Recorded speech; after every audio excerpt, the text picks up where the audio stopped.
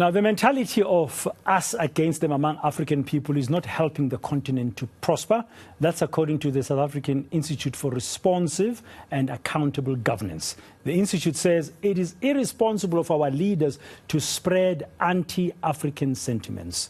Well, let's talk about their views with Tseliso Thipanyane, the chairperson of the South Africa Institute for Responsive and Accountable Governance, SIRAG for short. Advocate Thipanyane, good afternoon. Thank you very much for coming in.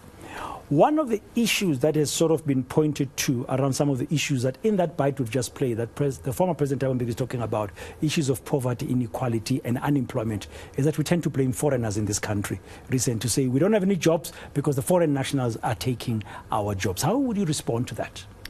He's very correct. The country is in a serious crisis, as highlighted, poverty, unemployment. South Africans are very angry. And therefore, as usual, people always want to find someone to blame. So in this case, we are blaming our fellow Africans, saying foreigners must go, as if it's only them who are foreigners in our country, and as if a number of foreigners are not here legally. So it's actually quite unacceptable and irresponsible, and also a serious danger to our economy and our relationships with our neighboring states, to stereotype African people, black people, as a problem in our country, when the problem actually rests with government and us as South Africans for allowing things to get to this stage. Massive corruption, failure of ESCOM, and everything else is falling apart. So we need to fix the problem instead of blaming other people. Now, you as SIRAG today issued a statement around the foreign national issues. You're talking about the role of the government. Reading it, you are urging the South African government, and in particular the Department of Home Affairs, to urgently implement systems which will bring order and stability to the region for the benefit of the people of the whole region. What are these urgent measures that you think they can take? Well, certainly we need to tighten our border control. We need to address corruption in Home Affairs, where foreign people are coming here and buying passports and IDs. But at the same time, we need to address the underlying factors which make South Africans so unhappy, and therefore feel that the foreigners in our country are the cause of the problem. That if we remove the foreigners, our problems of poverty, unemployment will be gone.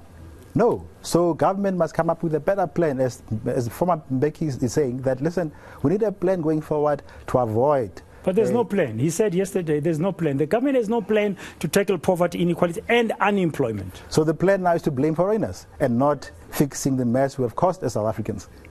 And that is quite dangerous, because can you imagine now, if we alienate our neighboring states, who are our markets, we get water from Lesotho, we export many of our products to our neighboring countries. We cannot afford to do that. And secondly, as African people, we believe in the concept of community. So let us fix the problems instead of blaming the wrong people. And besides exports and trading with them, for example, a country like Mozambique also supplies electricity to South Africa from its Kaora Bassa thing. So I understand that. But now, SADC as a region was born as a community in 1980. We are sitting now 42 years later. The borders are still not open. In your statement, you referred to the benefits that could come to this region, including our own economy, if we had open borders. Tell us about that. SADC, with over 300 million people, is a huge market with massive resources. DRC, Angola, Mozambique.